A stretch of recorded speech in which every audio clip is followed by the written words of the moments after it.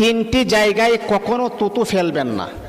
তিনটি জায়গা এমন রয়েছে যেখানে তুতু ফেললে আল্লাহ পাক রব্বুল আলামিন আপনার হায়াতের ভিতরে আমার আল্লাহ অবরকত দান করে দিবেন, আপনি কখনো সফলতা খুঁজে তালাশ করে পাবেন না। এই তিনটি জায়গা কোথায়? এক নাম্বার হচ্ছে নবী করিম সাল্লাল্লাহু আলাইহি ওয়াসাল্লাম বলেছেন, পশ্চিম দিকে আমরা তুতু ফেলবো না। এটা হচ্ছে আমাদের জন্য পবিত্র একটি স্থান। পশ্চিম দিকে আমরা আল্লাহ পাক রব্বুল আলামিনের কাবা ঘরকে লক্ষ্য করে আমরা সেজদা করি, সেখানে তুতু ফেলা যাবে না।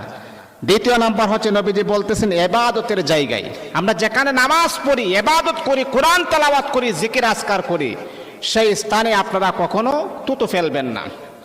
যেমন ধরেন আমরা যখন মসজিদের মাঝে আসি নামাজ পড়ার জন্য, আল্লাহ তাআলার গোলামি করার জন্য আসি, মসজিদের ভিতরে আপনি কখনো তুতু ফেলবেন না, নাপাক কাজটা করবেন না, তাহলে কিন্তু আপনি গরিব হয়ে যাবেন, ভয়ঙ্কর রোগ আপনাকে আক্রান্ত করতে পারে। নবী